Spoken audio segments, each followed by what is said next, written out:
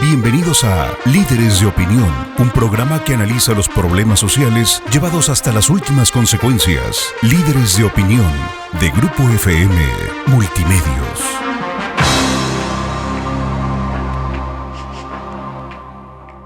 Hola, ¿qué tal? Buenos días, bienvenidos a su programa Líderes de Opinión. Soy su servidor Francisco Ávila Camberos, conduciendo esta mañana el programa y comentándoles que tenemos la grata presencia en su programa de todos los sábados del ingeniero Valentín Casas Cortés. Él es ingeniero agrónomo, es egresado de la Escuela de Agricultura Hermanos Escobar, ubicada en Chihuahua. Es de la generación 1947-1952. Él es originario de Villa Coronado, Chihuahua. Llega a Veracruz en el año de 1953 a trabajar como agrónomo regional para el gobierno del estado. Ha sido alcalde del municipio de La Antigua con cabecera en Cardel. Ha sido alcalde en 2 ocasiones, reincidente por lo tanto, y además ha sido diputado local. Es una persona que sabe mucho de campo, por eso lo hemos invitado. Creo que podemos aprenderle mucho a las personas de vasta experiencia, sobre todo en el aspecto del campo, como es el ingeniero Valentín Casas Cortés, a quien le damos con mucho gusto la bienvenida. Ingeniero, muchas gracias. No, al contrario, muy agradecido por su invitación. Muchas gracias por haber aceptado este reto de venir a platicar y sobre todo de venir a recordar, que eso es lo importante. Dice que recordar es vivir. Así y yo es. creo que usted, por la trayectoria que tiene, por la edad que tiene, que además está usted en muy buenas condiciones, se ve que le dan mantenimiento de agencia, porque el ingeniero tiene 87 años. Él estaba incluso ingresando a la Escuela de Agricultura cuando yo todavía no nacía, para que nos demos una idea. Y me invitó hace algunos días a visitar alguna de sus propiedades en el campo, y él iba caminando pues con mucha facilidad, a pesar del calor, y yo iba rezagado porque no tenía la misma condición que él tiene. Yo creo que esa es una de las ventajas de la vida del campo, la salud. Sí, yo creo que si todos tuviéramos la oportunidad de cuando menos un par de horas caminar en el bosque, en el campo, sería muy saludable. Yo creo que es un muy buen ejercicio, pero además estar ahí en el campo, pues de alguna forma el oxígeno, el aire es extraordinario. Fuera estrés, mucho ánimo. Tranquilidad. Y yo leía un día en una revista que independientemente de todas esas cosas que ofrece el bosque o el campo, parece que el mismo árbol y la tierra generan unas sustancias que son muy saludables para el cuerpo humano. Pues voy a buscar ese artículo y se lo voy a hacer llegar. Pues es muy interesante. Yo creo que esto nos debe de invitar a salir al campo, dejar un poquito la monotonía, el estrés, la contaminación que hay en las ciudades y bueno, tener esa oportunidad de caminar en el campo. Es algo muy saludable, muy positivo. Yo creo que estando ahí nos desconectamos de los problemas y esto tiene un efecto muy bueno porque regresamos a nuestro trabajo, a nuestro quehacer diario y regresamos con mucho ánimo. Platíquenos, ingeniero, cómo era el estado de Veracruz, cómo era Cardel, que es, podemos decir, la ciudad donde usted estuvo como alcalde del municipio de La Antigua. ¿Cómo era cuando usted llegó? Nárrenos. Bueno, cuando yo termino mis estudios en Juárez, en el Hermanos Escobar, pues el problema era conseguir trabajo. No era fácil en Chihuahua porque no había las plazas suficientes. Sin embargo, Veracruz nos ofrecía la oportunidad de venir a trabajar. Y si a eso le agregamos que nosotros prácticamente conocíamos todo el estado de Veracruz, porque había, curiosamente, más de 300 alumnos veracruzanos en la escuela, de diferentes partes del estado. De Córdoba, de Veracruz, de Jalapa, de mismo Cardel había alumnos, y había uno muy simpático, moreno, que le preguntamos de dónde es, pues del Paso, creían que era del Paso, Texas, dice, no, soy del Paso del Macho. De Coatepec había también varios, conocíamos toda la orografía y conocimiento de ciudades de Veracruz. Entonces eso nos animó mucho a venirnos a Veracruz. Yo fui el primero en venirme, después se vinieron 10 agrónomos más de mi generación. Y llegamos a trabajar, el gobierno de Veracruz tenía en aquel entonces 40 plazas de agrónomos regionales, lo que después fueron los extensionistas a nivel federal. Y designaban a un agrónomo en una región de 4 o 5 municipios. Y yo, la persona que me invitó a venir a Veracruz, cuando yo ya me iban a dar la plaza, pues había donde escoger. Cosamaloapan, Córdoba, Coatepec, lugares importantes en aquel entonces. Pero él insistió en que me fuera a Cardel, porque ahí estaba de presidente municipal un egresado de la Escuela de Juárez, Armando Cardel Aguilar, hijo del líder agrario José Cardel, que es el nombre que lleva actualmente la ciudad. Con ese motivo me vine a Cardel, pero Cardel, me decía, él está muy cerquita, pero la única salida era por tren. Cardel en aquellos años no tenía ni luz eléctrica, ni agua potable, no había casas de material no más que el Palacio Municipal. Y lo que es hoy el parque y todas esas cosas, o escuelas, no estaban más que los sitios ahí, que aquí iba a ser el parque, que aquí iba a ser para escuelas, que aquí iba a ser para unidad deportiva, pero no había construido nada. Así estaba Cardel en 1953. Con mucho calor, mucha lluvia, lo que hoy extrañamos, mucha lluvia. Y la única diversión de los jóvenes o de las familias de Cardel era pues el ferrocarril. Había corridas de tren de Jalapa a Veracruz, de Puebla a Veracruz y de México a Veracruz. Y el nocturno que pasaba por Cardel en la noche, pues era la diversión. A las 8 o 9 de la noche nos íbamos todos a ver pasar el nocturno, el tren nocturno, y pasando el tren se terminaba la vida activa de los cardelenses y todo el mundo a dormir. O sea, no había luz eléctrica. No había luz eléctrica. No había ventiladores. No había ventiladores, no había agua potable. No había agua potable. Había no muchos cine, moscos. No había prácticamente. Había un campamento de una constructora que estaba haciendo el distrito de riego, que por cierto fue el primer distrito de Veracruz, que se inauguró en 1951-50, el de la Antigua. Y en ese campamento echaban a andar una planta de luz y nos daba luz un par de horas, de 8 a 9 de la noche, a determinados lugares, nada más una sola calle ahí, era todo lo que había. Pero era particular y estaba bajo las órdenes del Campamento de Recursos Hidráulicos. Me platicaba usted también que no había ni coches. El único carro que había era el del dueño del ingenio, el Modelo, y el administrador, que era don Ramón Fernández Sintra. Los dueños eran la familia Harry Esquipse, y pues nada más los domingos que venían a Veracruz, a diligencias precisamente, ¿verdad? Y tenían que salir de Cardel a Tamarindo por una brecha, y ahí ya se incorporaron a la carretera, muy modesta la carretera, que venía de Jalapa a Veracruz, que pasaba por Tamarindo, por Tierra Colorada, Toloma, etc. Pues toda una parte importante de nuestra historia, para que veamos cómo a pesar de las adversidades va habiendo progreso, a pesar de las dificultades, a pesar de los errores que se cometen a veces, pero va habiendo progreso. Ahora Cardel es una ciudad bastante moderna, llamémosle así, con calles pavimentadas, con buen alumbrado, con un parque muy grande, y hay pues obviamente ese espíritu emprendedor de muchas personas que se dedican al comercio. Otras han salido de ahí y han hecho carrera como profesionistas, ejerciendo su profesión, válgase la redundancia, con bastante éxito. Sí, mire usted, la región de Cardel ha tenido un desarrollo formidable.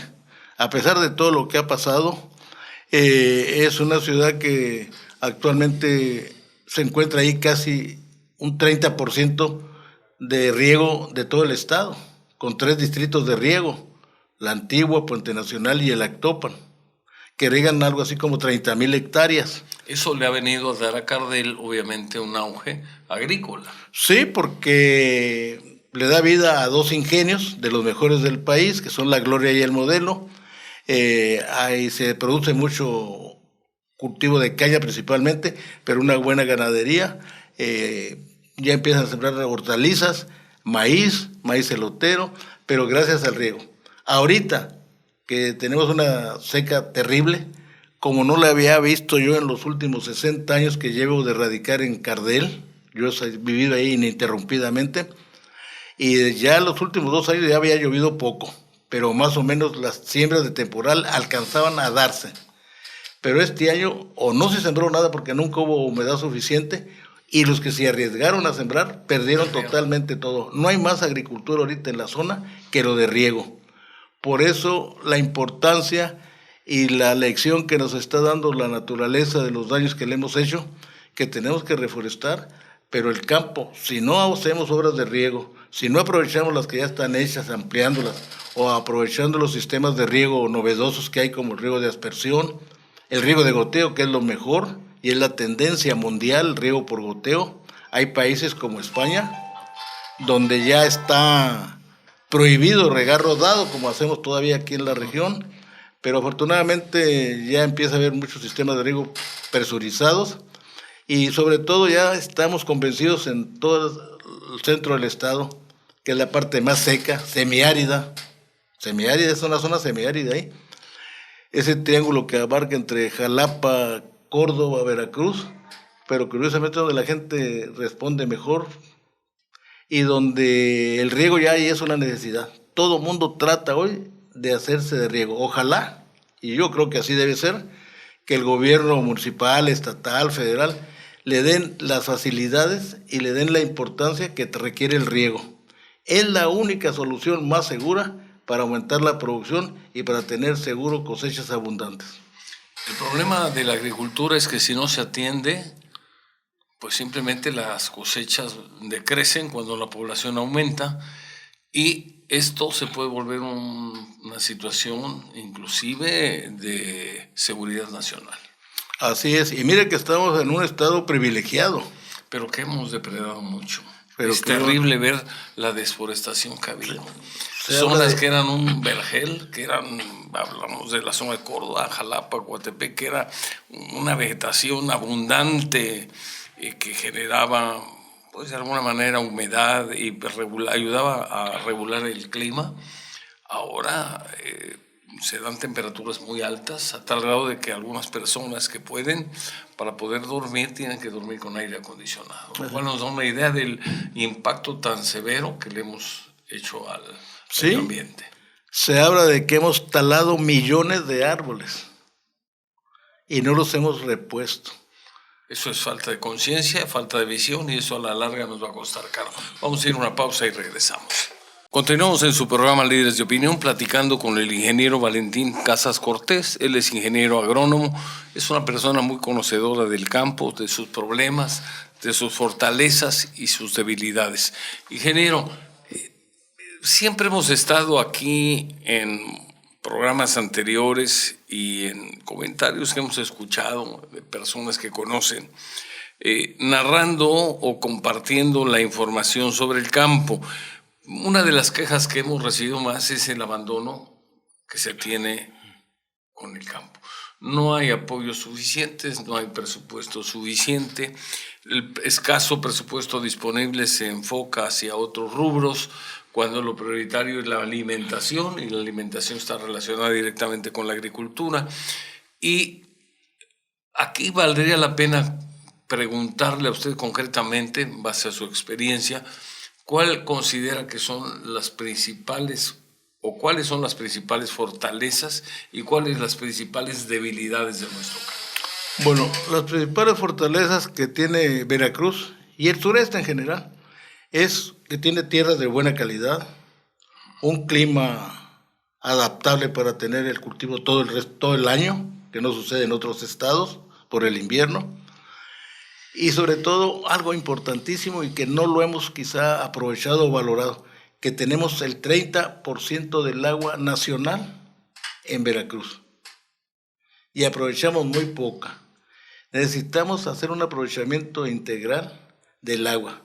Desde aprovechar los sistemas de riego que ya se tiene, ampliarlos, cambiar a sistemas de riego por goteo o aspersión, aprovechar el agua de lluvia, captándola en ollas muy grandes que se hacen con tractores, y luego meterle una membrana para evitar la filtración. Eso ayudaría muchísimo. Es más, eso es lo que hacen en Israel.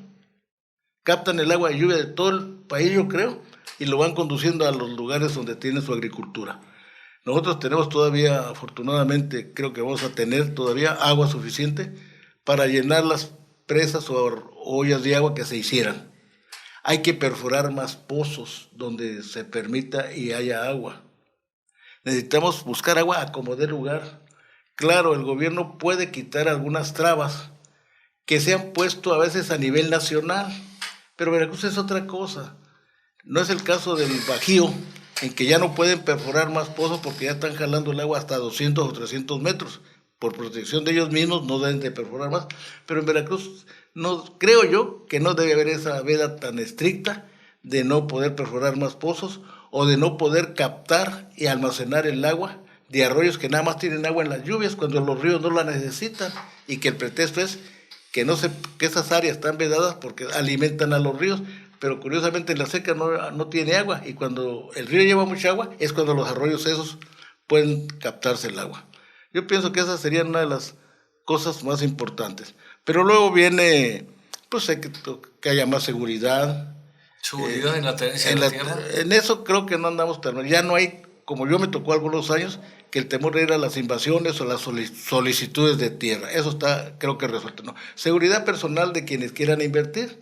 Hace rato, al principio del programa, hablábamos de que ojalá mucha gente saliera al campo a invertir o a tener su casa de campo para que se divirtiera allá, pero pues necesitamos darle seguridad, vías de comunicación buenas, en fin, pero el campo requiere de inversiones muy fuertes. Es la única solución que tenemos más segura para salir del problema económico que a veces tenemos, porque curiosamente es la actividad donde tenemos la gente mejor preparada y más trabajadora. Prueba de ello que de aquí salen miles de veracruzanos a Estados Unidos, los que pueden, o al estado de Chihuahua, a la pizca de chile, de tomate, a Sinaloa, y allá hacen esos trabajos muy bien, que los pudieran hacer también aquí si tuvieran también las mismas oportunidades y pudiéramos tener las facilidades de tener esos cultivos.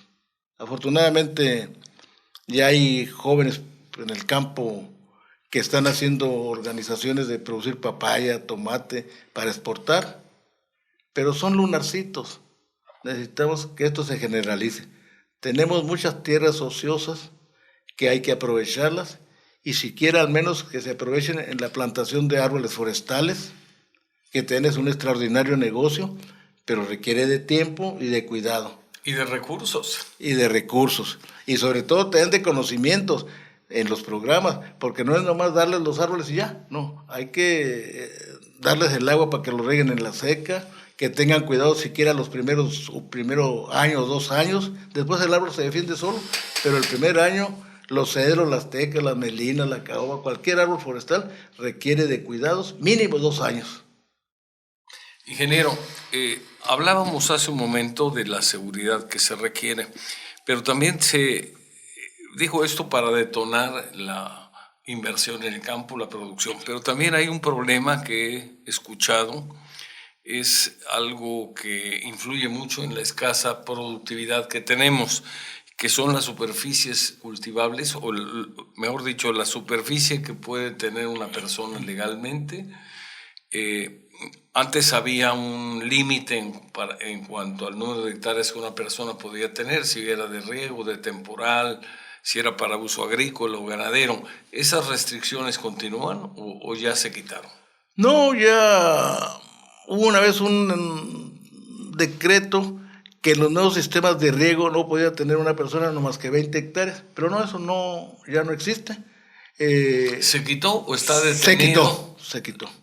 ¿O está detenido como muchas cosas? No, puede usted tener ahorita tranquilamente más de 20 hectáreas sin ningún riesgo de hasta 100 hectáreas de riego. Hasta 100 hectáreas. En otros países, si alguien tiene recursos, puede tener 1,000 o 2,000 o 5,000 hectáreas. Y obviamente por cuestión de escala puede conseguir más fácilmente un crédito, puede meter maquinaria, puede meter riego, ¿por qué? Porque la producción que puede tener, la reducción de costos a la hora de adquirir fertilizantes, adquirir semillas, etcétera, por cuestión de escala le permite bajar costos. Aquí en México, con algunas herencias de los criterios que se manejaron en la Revolución, era muy difícil, a menos que hubiera alguien que pusiera su propiedad a nombre de la señora, de los hijos, del tío, del abuelo y del mismo, podía llegar a tener esa cantidad de hectáreas. Aquí sigue habiendo, vuelvo a plantear el tema, ¿sigue habiendo alguna limitante desde el punto de vista legal? Creo que no lo hay ya. Lo que hace falta es la educación y que las gentes entendamos que podemos formar cooperativas. Nos ha faltado eso. En el norte hay cooperativas muy fuertes que traen todas estas ventajas de vender en volumen, comprar insumos en volumen, etcétera, etcétera, ¿no? Entonces es otra de las cosas en las que tenemos que luchar aquí en Veracruz, en hacer cooperativas, en asociarnos. Pues tiene usted el caso de los ingenios. Prácticamente el ingenio recibe la caña de todos los productores, así tengan 1 hectárea o 10 o 100, y le va pagando a cada quien según las toneladas que meta de caña. En ese rubro que es tan importante para Veracruz, afortunadamente se ha avanzado mucho. Casi toda la zona de riego que existe está con caña, la mayor parte, gracias al cultivo. Los caminos también están en buenas condiciones porque se cooperan entre todos para que haya buenos caminos. Y el riego también está creciendo favorablemente, porque a los ingenieros les interesa y saben que sin riego no pueden tener caña, pues aprovechar o dar facilidades para que se abran zonas de riego, sobre todo en el norte del estado y aquí mismo en el centro.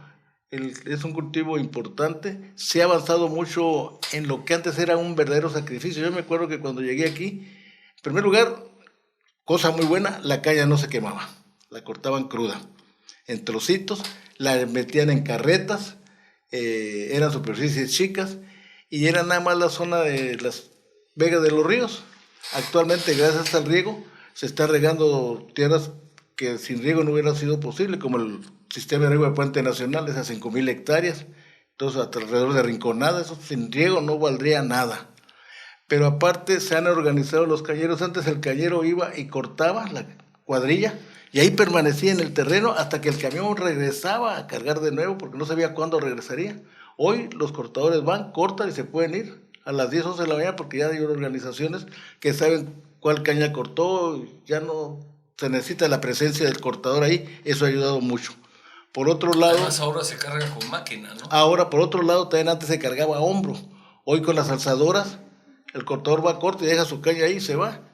Trabaja de las 5 de la mañana a las 10 de la mañana, se va. Y la alzadora trabaja todo el día o la noche cargando la caña de ellos sin necesidad de la presencia de ellos. Antes vivían en el campo los cortadores, ahí se hacían casitas con la misma paja de la caña, porque ahí tenían que permanecer. Y no sabían cuándo regresaba el camión, no. Hoy está todo eso afortunadamente ya organizado. Más organizado. Muy organizado por las organizaciones cañeras, los comités de producción. Y ahorita lo que necesitamos es producir, eso sí, más toneladas por hectárea para que sea más costeable para el productor. Y eso es posible hacerlo porque tienen riego. Ahorita, por ejemplo, todo el mundo está regando como si estuviéramos en febrero o marzo. Antes no se acostumbraba a eso, empezaba la lluvia, se quitaba el riego.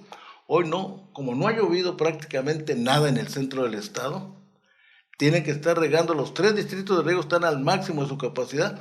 Afortunadamente, como llueve en la parte alta, allá por su tierra, Coatepec y todo aquello, pues toda esa agua nos llega por los ríos de la Antigua, por el río de Lactopan, y la estamos aprovechando para riego. Esa es la ventaja tan grande que afortunadamente tenemos, el riego, y que no nos ha faltado el agua en el río porque viene muy abundante.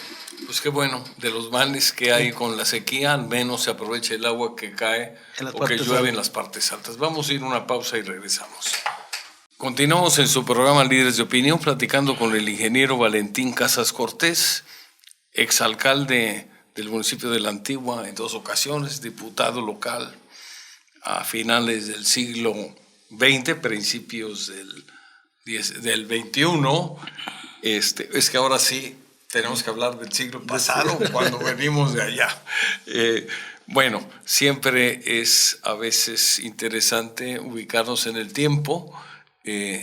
Y claro, las personas jóvenes esto tal vez no lo capten muy bien, pero quienes tenemos ya cierta edad y que venimos o nacimos en el siglo anterior, pues sí nos cuesta un poquito de trabajo a veces hasta hacer cuentas para ver en qué año estamos. Muy bien, ingeniero, esas son, digamos, las fortalezas que usted le ve a la agricultura. Se ha logrado a través de las cooperativas integrar unidades de producción que pueden ser más eficientes, que pueden comprar en grupo o como cooperativa, y eso les da la ventaja de las adquisiciones a escala, lo cual permite bajar costos, permite pues atender mejor, comprar fertilizantes a mejor precio, tener mejores condiciones de trabajo y además mejores condiciones para poder organizarse y a través de una eficiencia hacer rentables, una mayor eficiencia hacer rentables su producción. Pero esas son las ventajas. ¿Qué desventaja le ve usted al campo en este momento? Pues no hay créditos oportunos ni suficientes. Tendríamos que retomar ese rubro de que el productor necesita créditos blandos. Sería una cosa fabulosa que el gobierno, dentro de los apoyos que diera, pagara mejor los intereses del productor o campesinos que pidieran un crédito para algún proyecto y que a veces no lo consiguen primeramente. Y una vez que lo consiguen, pues le huyen a los intereses. Los intereses se los comen. Entonces, no da ¿qué negocio puede haber que aguante una tasa de interés del 12, del 18, del 20% anual? El campo es muy especial. No tiene como la industria, que tiene facilidades de poder pagar créditos altos, salarios buenos. El campo no puede todavía, las utilidades que deja, los riesgos que confronta. Y a veces son de subsistencia, apenas las utilidades. Las producciones bajas, no da para todas esas cosas. Entonces un proyecto bueno sería que se les pudiera, a quienes presentaran proyectos productivos, bien, se les ayudara con los intereses. Les pidieron 5 millones de pesos para un proyecto que va a ser productivo, que va a hacer enriquecer, que va a haber producción. Lo ayudaran con los intereses. Él sí pagaría el capital, pero su problema no le da el campo para pagar los intereses que a veces dominan. Me decía en una ocasión un secretario de Agricultura aquí a nivel estado que tenía un presupuesto X para el sector agrícola, que con ese presupuesto podía apoyar a muy pocos productores, porque era una cantidad relativamente baja en comparación con las necesidades que había en el campo. Y me decía, si algo tan sencillo como el hecho de que con estos recursos pudiéramos pagar los intereses del crédito que solicitaran los agricultores, podríamos ayudar a 10 veces más productores. Y ellos se encargarán de pagar, porque finalmente el dinero que a veces tiene el gobierno federal o el gobierno estatal es un dinero que se da a fondo perdido. Entonces, a veces sin poder recuperarlo cuando es un crédito, a veces sin poder medir realmente los resultados buenos o malos que esa inversión dio. En fin, es complicado. En cambio, si pagaran los intereses con esos recursos, la gente el agricultor podría en un momento dado conseguir un crédito, comprometerse a pagarlo, por ser con la banca comercial el crédito, no con un banco de los que no sé si todavía existan, pero había antes el Banco de Crédito Rural, había el Banco Ejidal y había una serie de organismos financieros o instituciones financieras que en teoría venían a apoyar al campo, pero que bueno, a la larga resultaron ser un fracaso porque los créditos no se recuperaban, porque hubo malos manejos, etcétera, etcétera, etcétera. Aquí en este caso, ¿usted cree que esa opción pudiera funcionar, que sirviera para pagar el presupuesto disponible por parte del gobierno del Estado, sirviera para pagar los intereses del crédito que solicitaran los campesinos, los agricultores? Sería muy interesante y muy bueno que eso se lograra, que hubiera un programa para eso. El campesino necesita recursos para poder trabajar, el fertilizante, las semillas, etc. Si se le diera todo eso y lo pudiera conseguir si tuviera el crédito y él con la tranquilidad de poderlo pagar, porque sabe que no va a pagar los intereses sino el puro capital, encontraríamos muchísima gente que estuviera ahorita trabajando el campo, que no lo hace por falta de recursos, y sobre todo habría la particularidad de que se irían seleccionando a los productores, enseñarles a que hay que pagar lo que reciben, no van a pagar intereses, les prestarían el dinero oportuno para que ellos compraran de la mejor manera. Si se ponen en cooperativa, podrían cooperar en grupo, comprar en grupo, vender en grupo. En fin, serían muchas las ventajas que se tuviera con eso. El campo, podemos estar aquí platicando quizá todo el día y no vamos viendo partecitas. Es muy sencillo, pero se necesita que haya mucho trabajo, mucha perseverancia y mucha vigilancia del productor. Y sobre todo, que le tenga cariño al campo, que sea una verdadera pasión la que él sienta al estar ahí. Y los hay. El campesino toda su vida ha hecho eso, entonces le tiene un gran cariño al campo, a su siembra. Y yo conocí campesinos que ya con su siembra casi dada, iban todavía a verla, era su satisfacción de ellos, ver la milpa muy bien dada y todo eso, y quitarle un que otro zacatito que había por ahí, pero tenemos que volver a eso, amor al campo, trabajo y perseverancia.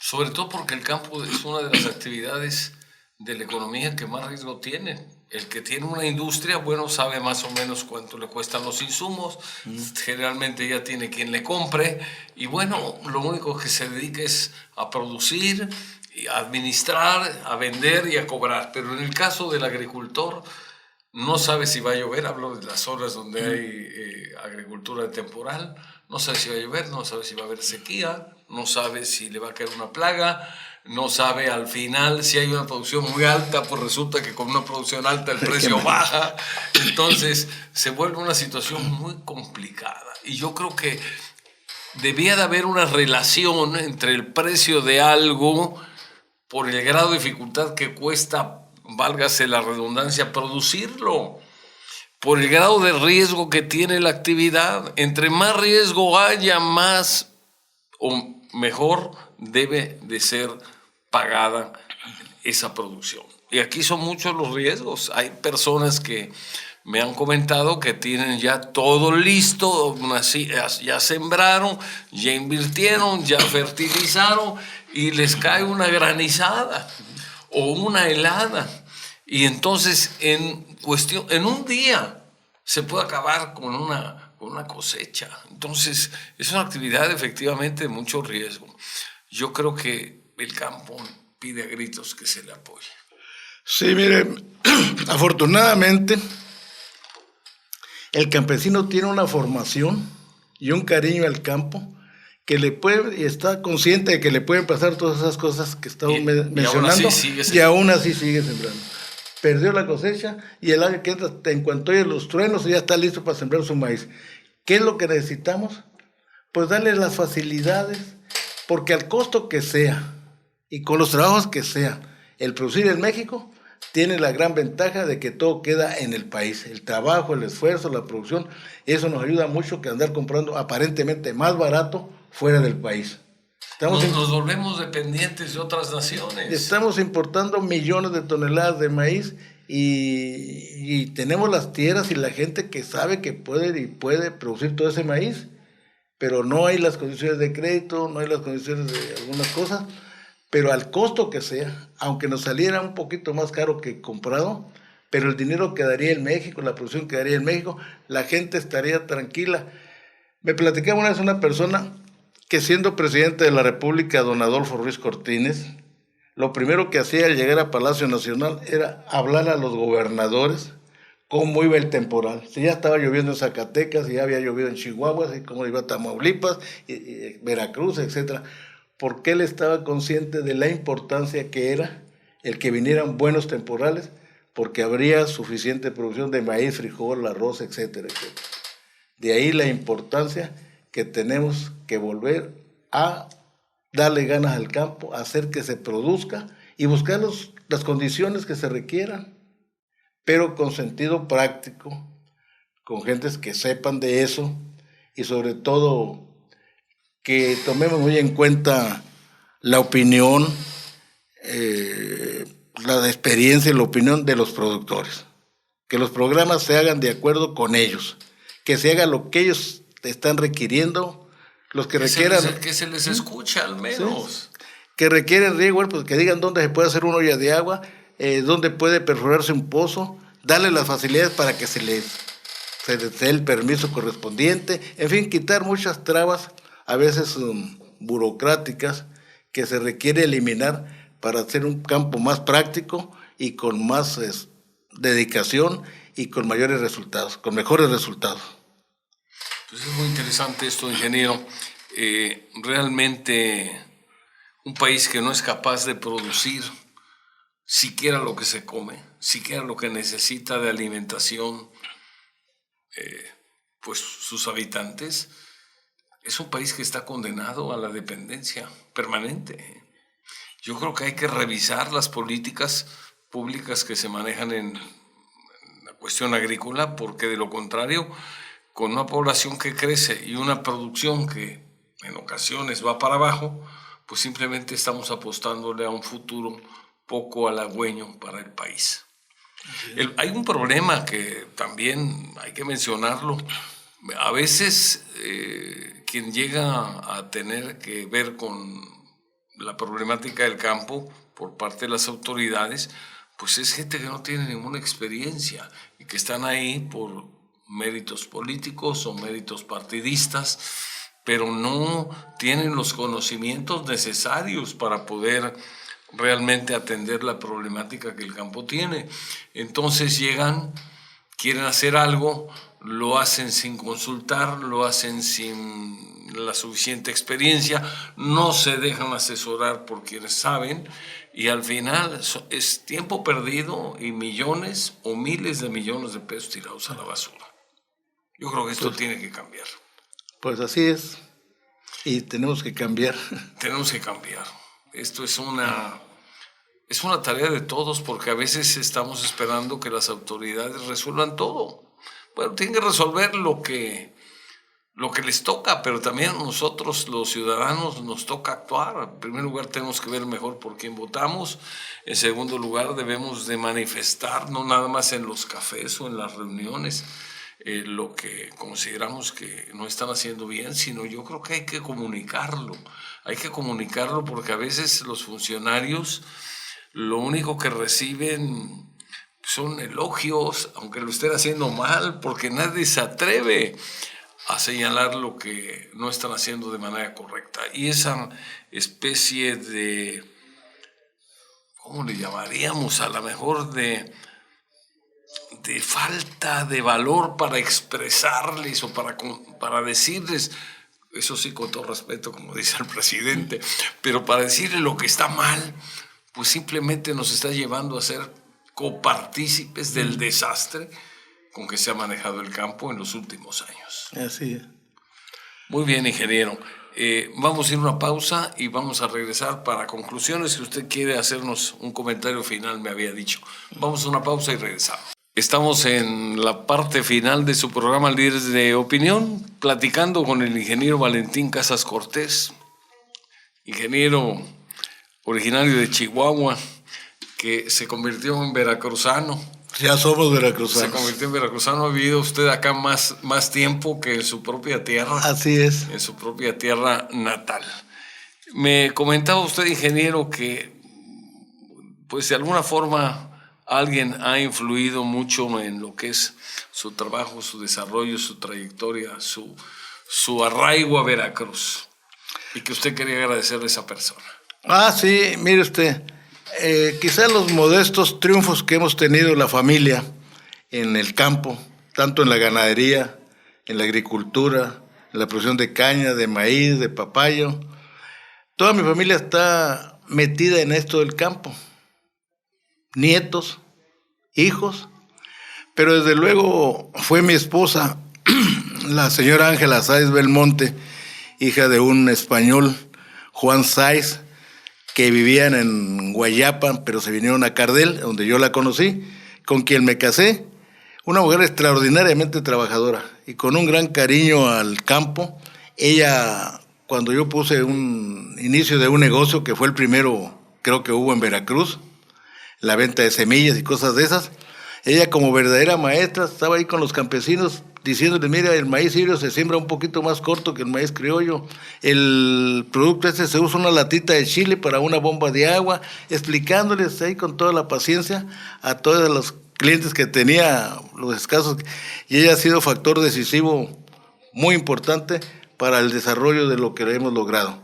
Y desde luego los hijos, mis 4 hijos, Fernando, Valentín, Roberto y José Cruz, todos, incluido Fernando, que es pediatra, pero los demás todos en el campo y en el negocio del campo, y ahora mis nietos, de los cuales también me siento orgulloso, porque me acompaña aquí Fernando, Valentín, que son los mayores, mis nietas, todas en una forma u otra están metidas en la cosa agropecuaria. Fernando está en la producción de papaya aquí en la Cotazla, asociándose con productores, diciéndoles cómo hacerlo y sobre todo ayudándolos a algo tan importante que aquí hemos dicho, la comercialización. Él se encarga de comercializar el limón y la papaya en Estados Unidos, y yo nomás les recomiendo que les cumpla, les pague lo que les corresponde, que tienen derecho a ganarlo como él, y pues darle a Dios gracias por esa oportunidad que me dio de servirle a Veracruz, y sobre todo por tener una familia tan unida, trabajadora, y que me siento muy orgulloso de ellos. Y a usted en especial, don Francisco, amigo mío de muchos años, agradecerle habernos dado la oportunidad de platicar un momento aquí de algo tan importante, tan apasionado, que se requiere verdadera pasión. Yo creo que si quienes andamos en el campo le tuviéramos ese cariño y esa pasión y esa entrega, tendríamos otros resultados. Pues yo le agradezco a usted, ingeniero, la amabilidad que tuvo de venir aquí a platicar de sus experiencias y compartirlas con el auditorio. Yo creo que lo importante, y esto es a nivel personal que usted ha compartido con nosotros, es la integración que logró de su familia, porque normalmente se dan los casos donde los hijos no se sienten muy ligados a la actividad que el papá desempeña y buscan otros caminos, otros derroteros.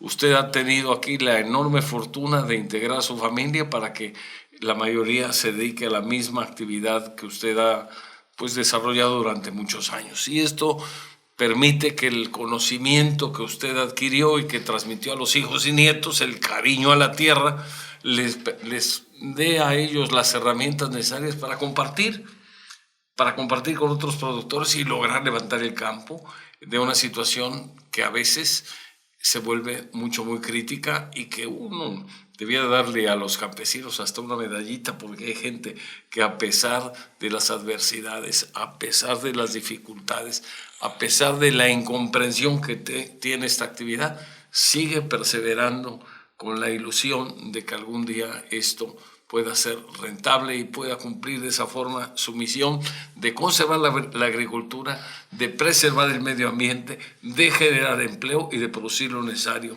para que el país también tenga, la gente del país, los habitantes de este país tengamos que comer sin depender del extranjero. Yo le agradezco mucho su presencia, su tiempo, y esperamos que en otra ocasión también nos quiera venir a acompañar para platicar de estos temas. No, con muchísimo gusto.